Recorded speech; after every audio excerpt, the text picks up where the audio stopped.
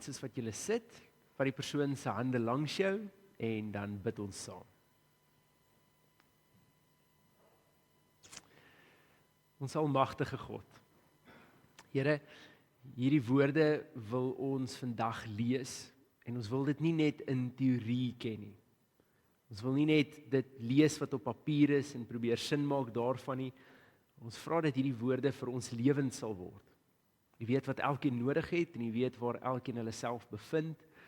En so vra ons Here dat elkeen van ons in ons unieke omstandighede en in dit waarmee ons besig is, ook juis hierdie lewende woorde sal hoor. Dat dit ons sal binnendring en dat dit sal verskil maak en verandering bring aan ons lewens. Dat dit juis sal wortel skiet in ons harte en vrug dra in ons lewens. Here, mag hierdie woord ook vanoggend verandering bring waar verandering nodig is. Mag dit ons help sterf aan dit wat nodig is om aan te sterf. En mag dit nuwe lewe bring in areas waar ons dalk voorheen gedink het dit dood is. Ons bid juis vir hierdie Here omdat ons weet U tot alles in staat is. Dat U juis lewe bring waar daar dood is en dat U juis ons help om met moed dit op te gee wat ons nog aan vasklou. Ons vra juis vanoggend dat U tot elkeen van ons spreek. Nie soos wat ons wil nie, maar soos wat U wil.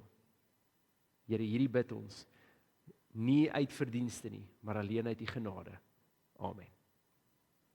Gemeente, ons teksgedeelte kom vanoggend uit Lukas 17 en ek het seker gemaak, dis nie Lukas 16 hierdie keer nie, dis nie Lukas 18 nie, dis Lukas 17. Lukas 17 van vers 20 tot 37.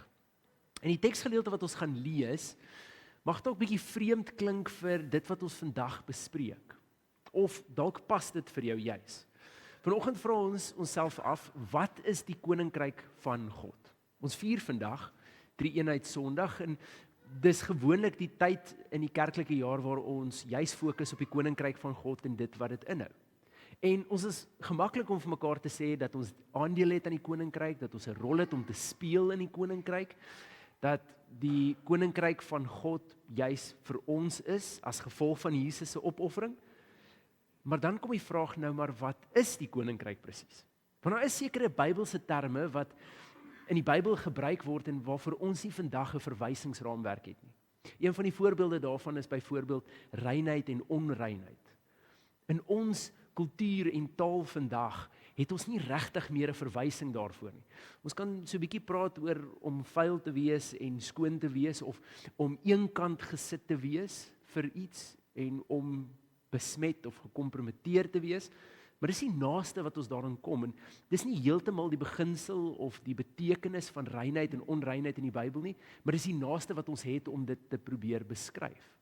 En so die term gee 'n bietjie uitdagings omdat dit juis in 'n kultuur geskryf is en in 'n tyd geskryf is waar dit ander betekenisse het as vandag. En 'n koninkryk is juis een van daai uitdagings. Nie net sit ons met 'n tyds- en geskiedenisverskil in koninkryke nie, maar ons sit ook met die verskil tussen 'n menslike begrip van koninkryk en 'n Bybelse begrip van koninkryk. As ons net kyk in ons taal en tydverskil, dan ken ons nie regtig koninkryke vandag nie. Daar's maar 'n handjie vol monargieë wat nog regtig funksioneer soos 'n monargie verwag sou word om te reageer. In meeste van die gevalle waar daar koninkryke is dit maar vir geskiedeniswaarde. En dis redelik dit. Hierdie monargieë bepaal nie meer die ekonomie nie, bepaal nie meer die regering van die land nie, dit word deur die regering self gedoen. Die monargie word so half in stand gehou as gevolg van die geskiedenis en dit wat daarmee saamkom. 'n Oorlewing van iets uit geskiedenis as te ware. En so, dis hoekom ons sukkel om 'n koninkryk te verstaan en nog meer nog eintlik om 'n koning te verstaan. Ons het min of meer 'n begrip van dit wat ons ken uit middeleeuse films en dies meer, maar dis die beperkte begrip wat ons daarvan het vandag. En dis hoekom dit belangrik is dat ons onsself afvra, wat is die koninkryk? Wat bedoel die Bybel wanneer daar gepraat word van die koninkryk van God? Wat impliseer dit? En hoe dit betrekking tot my lewe? En as ek dan praat van ek het deel in die koninkryk of ek het 'n rol om te speel in die koninkryk, hoe lyk dit? En waar speel ek hierdie rol? Die teks wat ons vanoggend gaan lees, wil ek julle klein bietjie uitdaag op. En dis dalk waar, as jy 'n notaboek en 'n pen het, skryf dit neer, gaan soek dit na die tyd op, gaan soek 'n bietjie rondom hierdie teks ook. Want hierdie teksgedeelte lees ons gewoonlik die begin van en dit maak sin, en dan lees ons die tweede gedeelte van hierdie teks en dan vergeet ons wat die konteks was van hierdie teks. En gewoonlik word hierdie teks uitgehaal om iets te ondersteun soos die wegraping. Die konsep dat God verskyn en 'n klomp mense agterbly op aarde en 'n klomp mense weggeneem word. 'n Konsep wat teologies nie in die res van die Bybel ondersteun word nie. Maar omdat hierdie teks bietjie vreemde taal gebruik, word dit baie keer gebruik om wegraping te ondersteun. En so vandag gaan ons bietjie na hierdie teks kyk vanuit 'n koninkrykslig en die gesprek wat Jesus besig is om te voer. 'n Teksgedeelte waarna ons ook gaan loer, sou jy dit wil neerskryf of vinnig na die tyd gaan kyk na, sal Lukas 12 wees. Lukas 12 van vers 54 tot 56 en later in ons diens gaan Romeine 14 vers 17 op die bord wees, want ons gaan definitief na daai teks gaan kyk. Nou goed, as ons hierdie teks lees vanoggend, dan is my uitnodiging aan jou eintlik, lees hom met vars oë en lees hom in sy geheel. En wanneer ons by die gedeelte kom wat so 'n bietjie vreemd klink, onthou wat Jesus gesê het in vers 20 en in vers 21. So kom ons begin by ons teks. Lukas 17 van vers 20 tot 37. Dit sê: Toe die Fariseërs vir Jesus vra wanneer die koninkryk van God dan kom, het hy hulle geantwoord: Die koms van die koninkryk van God kan nie uit voortekens bereken word nie.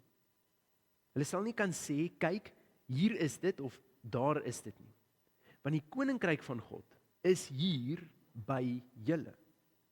Daarna sê hy vir die disippels: Daar sal dae kom wanneer julle daarna sal verlang om net een van die dae van die seun van die mens te sien. Maar julle sal dit nie sien nie. Hulle sal wel vir julle sê, kyk, daar is hy, of kyk, hier is hy, maar moenie gaan nie en moenie agter hulle aanloop nie. Soos die weerlig wat uitslaan, die hele lugruim van die een kant na die ander kant verlig, so sal die seun van die mens kom, as die dag van sy koms daar is. Maar eers moet hy baie ly en deur die mens van hierdie tyd verwerp word. Net soos dit in die tyd van Noag gegaan het, so sal dit ook gaan in die tyd van die seun van die mens. Hulle het maar soos gewoonlik geëet en gedrink en getrou tot op die dag dat Noag in die ark ingegaan het. Toe kom die sondevloed en dit het hulle almal uitgewis. In die tyd van Lot het dit ook net so gegaan.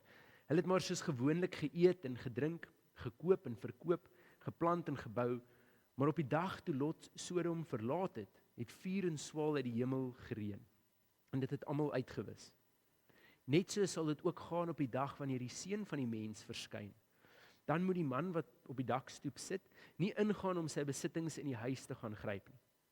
Net so moet ook die man wat op die land is, nie omdraai huis toe nie. Onthou wat met die vrou van Lot gebeur het? Elkeen wat sy lewe probeer behou, sal dit verloor, maar elkeen wat dit verloor, sal dit behou. Ek sê vir julle, dan sal 2 mense op een bed slaap, die een sal saamgeneem en die ander een agtergelaat word. 2 vroue sal koring maal en die een sal saamgeneem en die ander een agtergelaat word. Toe vra hulle hom, waar, Here? En hy sê vir hulle, waar aas lê, daar sal aasvoëls ook by mekaar kom. Ons lees net tot sover. Sit hierdie teksgedeelte gou eenkant. En dan wil ek vinnig net praat oor die beginsel van koninkryk en dit juis in Bybelse terme teenoor menslike terme. Want wanneer ons praat oor koninkryk, beteken dit ook dat daar iemand aan die regeer is. En Israel het die hele geskiedenis deurgesukkel met hierdie konsep van om saam met God, deur God, geregeer te word, maar ook om God as regeerder te hê. Dit was 'n abstrakte term. Die eerste kontak wat ons daarmee het, is wanneer die Israeliete uit Egipte gelei word, dan wil God graag met die Israeliete praat. En die Israeliete se eerste reaksie is, hierdie is vir ons te angswekkend. Die uitnodiging is eers aan die hele Israel, dat God met die hele Israel praat. En die Israeliete vind dit net te angswekkend. En hulle voorstel is, God kan met Moses en Aaron praat, en hulle kan dan vir ons sê, wat God gesê het. Hierdie word die eerste skeiding, waar mense vra, ons soek 'n leier, met wie God werk, en ons sal met die leier werk. Dis die eerste stukkie hiervan. Dis 'n uitnodiging wat Israel eintlik van die hand wys, en dit maak dit moeilik vir hulle geskiedenis verder aan. Want soos wat tyd aangaan, kom ons agter dat God vir die Israeliete so 'n abstrakte konsep is, dat hulle nie altyd seker is wanneer hulle besig is met God, en wanneer hulle besig is met afgode nie. En die uitvloei daarvan is dat Israel gewoonlik op 'n punt is waar hulle God aanbid en dankbaar is, en dan so oor tyd heen skuif na afgode, totdat hulle op 'n punt is waar God hulle weer moet terugtrek. En dit gebeur gewoonlik op 'n baie dramatiese manier, het sy met 'n vyand of met 'n hongersnood of met iets soos dit. En dan besef die Israeliete weer met wie hulle te doen en met wie hulle moet werk, en hulle is so 'n bietjie weer gefokus op God, maar die abstraktheid van God bly vir hulle daar. En so dwaal hulle weer so stukkie vir stukkie af. Elke keer nooit in kontak met God self nie, elke keer net via iemand. Via die wat aangestel is of gekies is. En dan gebeur hierdie interessante ding oor tyd heen, en ons lees dit in die Rigtersboek. Dan rig God leiers op deur geskiedenis heen. Daar's 'n oomblik waar Israel hulp nodig het. God rig hierdie leier op, en dit trek die hele Israel weer in lyn en gehoorsaam aan God, en oor tyd dwaal hulle weer af. Selfde roetine as altyd. Want God se koninkryk lyk anders. Wanneer ons praat oor koninkryk in ons terme, dan sien ons 'n gebied, 'n afgebakende gebied waar 'n koning heers. En daai koning het gesag en het mag op daai en binne daai grense, op daai stuk grond en binne daai grense. Maar koninkryk in Hebreëus, en dit wat ons in die Ou Testament lees, word nie in die vorm geskryf van 'n plek of 'n noemnaam nie, dit word eerder as 'n werkwoord beskryf. 'n Manier van wees. En so dis wat God probeer regkry met die Israeliete, en elke keer kies hulle iemand as leier, en die Israeliete sukkel met hierdie beginsel. Hulle sukkel so met hierdie beginsel, dat wanneer Samuel die geestelike leier is van die Israeliete, dan kom die Israeliete op 'n punt waar hulle sê, ons soek 'n koning. Ons soek 'n koning soos wat al die nasies om ons 'n koning het. En God waarsku dan vir Israel, en sê vir hulle, julle moet verstaan dat 'n aardse koning lyk anders. Julle het nog nie iets soos dit teëgekom nie. 'n Koning gaan maak soos wat hy wil. Die teks vertel hoe God sê, die koning gaan julle seuns en julle dogters vat en met hulle maak wat hy wil. Hy gaan met julle dogters trou, en hy gaan julle seuns oorlog toe stuur. Julle gaan geen sê hê nie. En nog steeds sê die Israeliete, maar dis wat ons wil hê. Dis die breekpunt, die volgende breekpunt waar Israel 'n wêreldse koninkryk kies bo God se koninkryk. En so wat in die proses gebeur is, ons sien dat die eerste koning Saul nogal met goeie belofte begin, maar net soos wat God voorspel het, volg sy eie kop en sy eie ego hardloop met hom weg. En Saul se ongehoorsaamheid maak dat Dawid gesalf word tot koning. Dawid, en later in geskiedenis Hiskia, is een van die min konings wat uitstaan bo die res. Konings wat baie gesteld was op God se stem en God se teenwoordigheid en God se wil. En hulle was die uitsonderings geweest, dit was nie die reël nie. Hierdie was die unieke konings, die konings in Israel wat deur geskiedenis heen geprys word en wat die maatstaf word. Dawid as te ware, in die Bybelse tekste word die maatstaf van hoe 'n goddelike koning funksioneer. En ook Dawid het sy foute gehad. Hy het lewens geëis, hy het besluite geneem wat mense se lewens drasties beïnvloed het. En daar was heel wat kere wat Dawid ook besluite geneem het wat selfsugtig was, tot 'n mate dat 'n klomp mense onder hom moes ly. Maar oor die algemeen was Dawid se hart die meeste gerig op God. Maar die konings wat ook na Dawid gekom het en na Hiskia gekom het, was dieselfde maar. Dieselfde as die eerste koning. En baie van hulle heel wat erger. Salomo het goed begin, maar sy wysheid het ook verder begin strek as net die wysheid wat God vir hom gegee het. Hy het dit wys gedink om afgode ook te dien. En so regdeur Israel se geskiedenis hoor ons eintlik dat hulle hierdie string van konings het wat net verder vernietiging saai en vernietiging saai en vernietiging saai. En die Israeliete hou vas aan hierdie beginsel dat dis God se mense en dis God se volk, maar dis nie God se koninkryk nie. Dis besig met 'n wêreldse koninkryk, strukture, grense, lyne en gesag. En dis nie wat God in gedagte gehad het nie. Nou wil ek hê julle moet vir 'n oomblik julle net sit in die Fariseërs se skoene. Want onthou nou ons het gesê 'n wêreldse koninkryk het grense en 'n koning. Maar God se koninkryk is 'n werkwoord. Die koninkryk wat ons in die Bybel kry is 'n werkwoord en dit is baie meer 'n manier van wees. 'n Manier van wees in die wêreld met God se gesag. En ek wil graag vir julle verduidelik wat hierdie beteken en wat die impak hiervan is. Sit jouself gou in die Fariseërs se skoene. Wat deur hierdie geskiedenis is van keer op keer 'n koninkryk wat eintlik net verder vernietiging saai. En ergens vind hulle self nou in 'n koninkryk wat nie eens hulle eie is nie. As Jode mag hulle nog Jode wees, maar hulle antwoord teenoor die Romeine. Die Romeine is in beheer van hulle en wat ook al hulle laaste besluit moet goedgekeur word deur die Romeinse oppergesag in hulle gebied. Dis die mag. En dis 'n mag wat hulle regtig goed genoeg onderdruk. Nie net finansiëel nie, maar met korrupsie ook. Wat maklik lewens eis. En so oor die jare heen het hierdie Messias idee gebou, die belofte van 'n redder wat gaan kom. En oor tyd heen moes dit baie duidelik gewees het dat hierdie redder, hierdie verlosser, moet definitief bietjie militêre mag hê. En in die Romeinse tyd veral. Want die Romeine het oor enigiemand geloop wat gedink het hulle het 'n militêre voet om op te staan. So hierdie Messias wat God stuur, hy moet redelik weet waarvan hy praat. Dit moet 'n Dawid karakter wees. Iemand wat voor Goliat gaan staan en met een hou vir Goliat uitknok. Wat duisende gaan verslaan op die slagveld. Wat net niemand teen kan staan nie. Dit moet so 'n karakter wees. En dan is die ironie dat wanneer Jesus tussen hulle staan, dan herken hulle hom nie. Want is nie die Messias wat hulle in gedagte het nie. Dis weer eens 'n ander prentjie.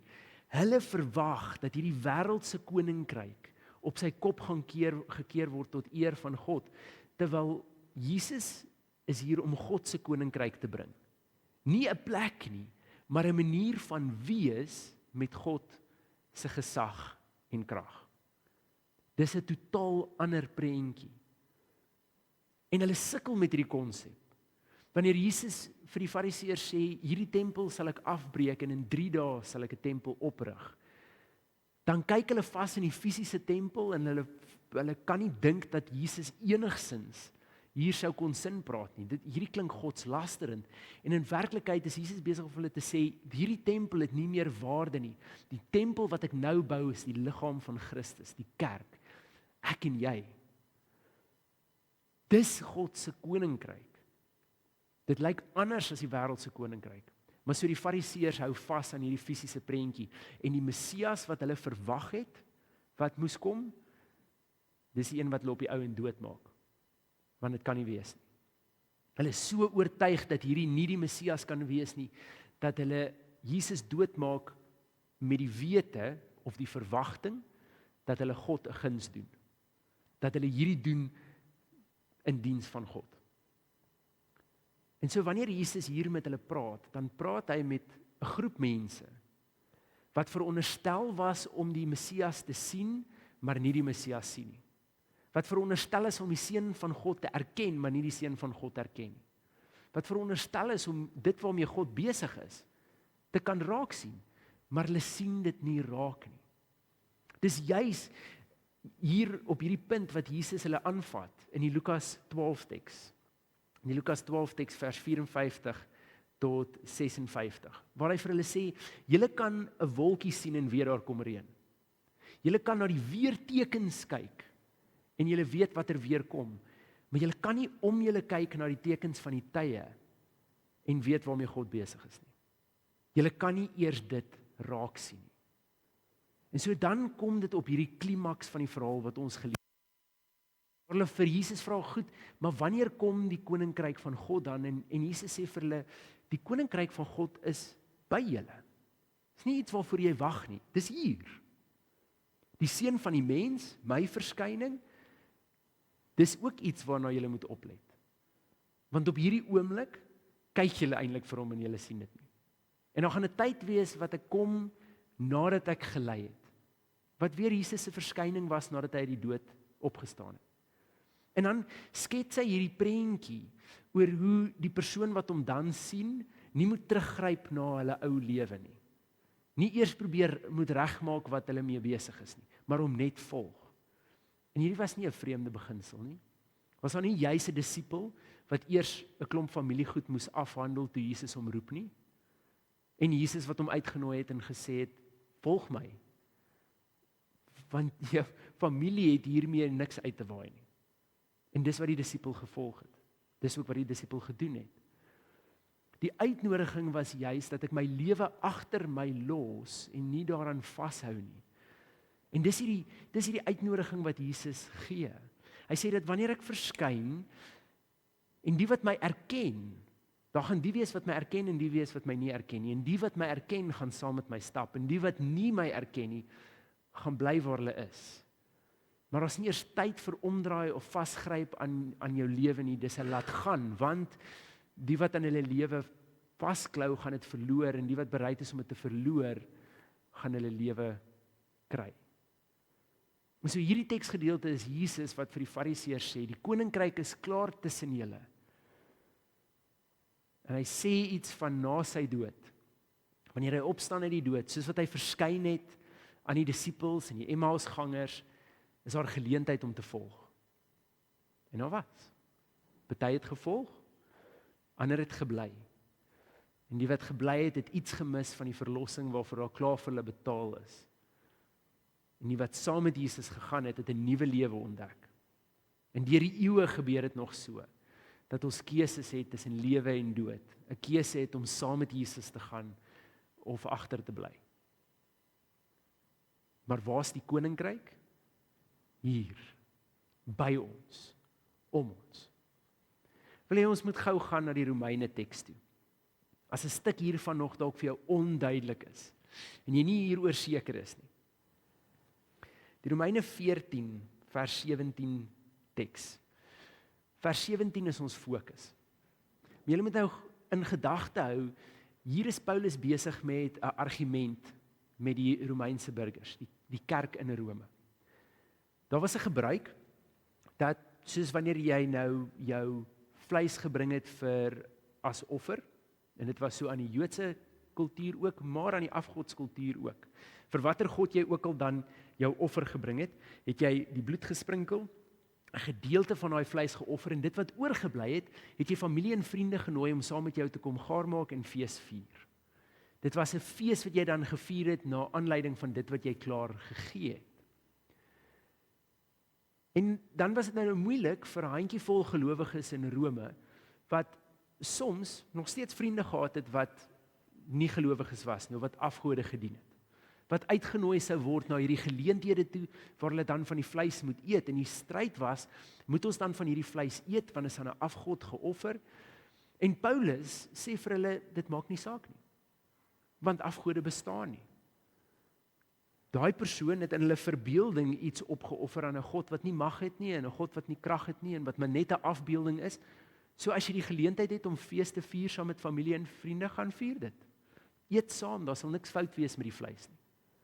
Maar wat Paulus ook sê, is hy sê ons moet sensitief wees vir die mense om ons. Ons moet bewus wees dat sou daar iemand wees wat buite staan en dink, hoekom eet hierdie gelowige nou van afgodsvleis?